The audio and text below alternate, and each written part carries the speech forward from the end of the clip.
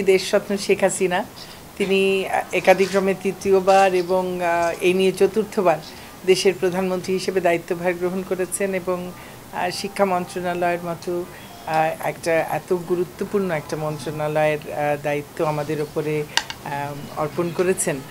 আমরা সেই জন্যে অবশ্যই তাঁর কাছে কৃতজ্ঞ এবং আমরা চেষ্টা করব, সর্বাত্মক প্রচেষ্টা চালাবো যে তিনি যে বিশ্বাস এবং আস্থা আমাদের উপরে রেখেছেন সেই বিশ্বাস এবং আস্থার মর্যাদা সম্পূর্ণভাবে রক্ষা করতে এবং এই সরকারকে জনগণ যেভাবে তাদের একেবারে উজাড় করে ভোট দিয়ে তারা নির্বাচিত করেছেন, কাজেই তাদের প্রত্যাশাও কিন্তু অনেক।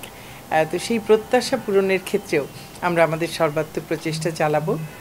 আর আমাদের এই সরকার গত 10টি বছরে যে বিরাট সাফল্য অর্জন করেছে সেই প্রতিটি ক্ষেত্রেই এবং সেখানে শিক্ষা ক্ষেত্রেও রয়েছে বিরাট সাফল্য।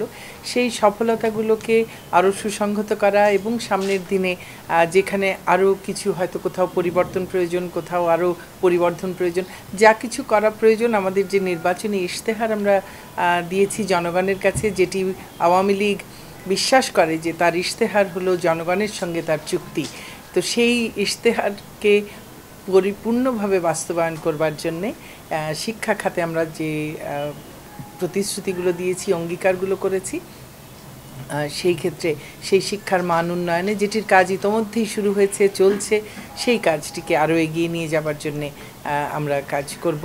আমি এবং আমার সঙ্গে যে মাননীয় উপমন্ত্রী আছেন ব্যারিস্টার মহিবুল হাসান চৌধুরী নওফেল, আমরা একেবারে রাজনীতির মানুষ, 16 আনা।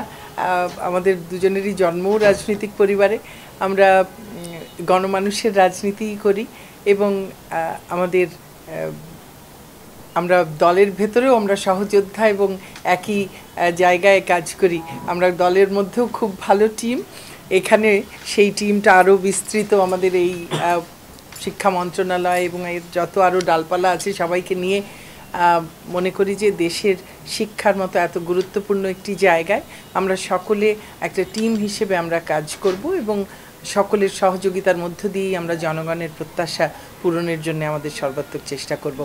আমাদের সকলের কাছে, আমরা দেশবাসীর কাছে যেমন দোয়া চাই, কারণ তাদের কাছে আমাদের কৃতজ্ঞতার শেষ নেই। তারা বঙ্গবন্ধু কন্যাকে আবারও দেশ পরিচালনার দায়িত্ব দিয়েছেন তাদের মূল্যবান ভোট দিয়ে এবং আমাদেরকে আমাদের এলাকাবাসী নির্বাচিত করেছেন।